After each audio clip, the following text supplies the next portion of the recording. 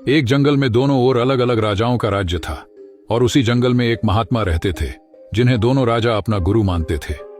उसी जंगल के बीचों बीच एक नदी बहती थी। अक्सर उसी नदी को लेकर दोनों राज्यों के बीच झगड़े और फसाद होते रहते थे। एक बार तो बात बिगड़ते बिगड़ते युद्ध तक आ पहुंची। कोई भी राजा सुलह को तैयार नहीं था, सो युद्ध तो निश्चय ही करना था। दोनों राजाओं ने युद्ध से पहले महात्मा का आशीर्वाद लेने की सोची और पहुंच गए जंगल की उस कुटिया में जहां महात्मा रहते थे। पहले एक राजा आया। उसने महात्मा से युद्ध में विजय का आशीर्वाद मांगा।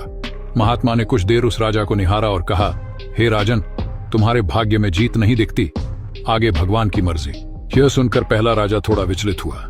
फिर उसने सोचा कि यदि हारना ही है तो पूरी ताकत से लड़ेंगे, परंतु यूं ही हार नहीं मानेंगे, और अगर हार भी गए तो हार को भी औरों के लिए उदाहरण बना देंगे, परंतु आसानी से हार नहीं मानेंगे। यह निश्चय कर वह वहां से चला गया। दूसरा राजा भी जीत का आशीर्वाद लेने महात्मा के पास आया। उनके पैर छुए और विजय का आशीर्वाद मांगा। महात्मा ने उसे भी कुछ देर निहारा और कहा, बेटा, भाग्य तो तुम्हारे साथ ही है। यह सुनकर राजा खुशी से भर गया और वापस जाकर निश्चिंत होकर सो गया, जैसे कि उसने युद्ध को जीत ही लिया हो। युद्ध का दिन आ गया। दोनों सेनाएं एक दूसरे के आमने सामने थीं और युद्ध का बिगुल बज गया। युद्ध प्रारंभ हो चुका था। एक तरफ की सेना यह सोचकर लड़ रही थी कि चाहे किस्मत में हार हो, पर हम हार नहीं मानेंगे। हम अपना सर्वश्रेष्ठ प्रयास करेंगे, अपना सर्वस्व झोंक देंगे। और वहीं दूसरी तरफ की सेना एक निश्चित मानसिकता के साथ लड़ रही थी। वह जानती थी कि हमें ही जीतना है, तो घबराना कैसा। लड़ते लड़ते दूसरी सेना के राजा के घोड़े के पैर की नाल निकल गई और घोड़ा लड़खड़ाने लगा। पर राजा ने इस पर ध्यान नहीं दिया, क्योंकि उसके दिमाग में एक ही बात चल रही थी कि जब जीत मेरे भाग्य में है तो फिर किस बात की चिंता। कुछ ही क्षण बाद दूसरे राजा का घोड़ा लड़खड़ाकर पृथ्वी पर गिर गया, जिससे राजा भी जमीन पर गिर पड़ा और घायल हो गया। वह दुश्मनों के बीच गिर गया।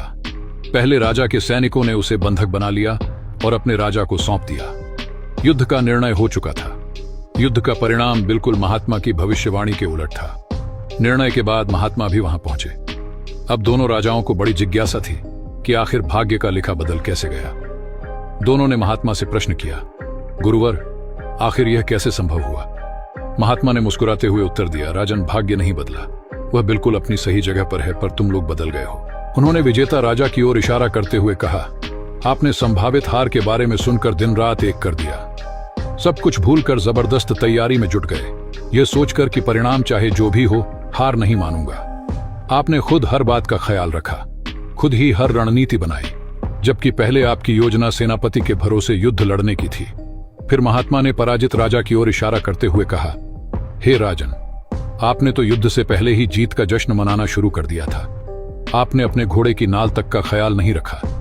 फिर आप इतनी बड़ी सेना को कैसे संभालते और कैसे उन्हें कुशल नेतृत्व देते? हुआ वही जो होना लिखा था। भाग्य नहीं बदला, पर जिनके भाग्य में जो लिखा था उन्होंने ही अपना व्यक्तित्व बदल दिया। फिर बेचारा भाग्य क्या करता। मित्रों, हमें इस कहानी से यह सीख मिलती है कि भाग्य उस लोहे की तरह है जो खींचा चला जाता है वहां जहां कर्म का चुंबक हो।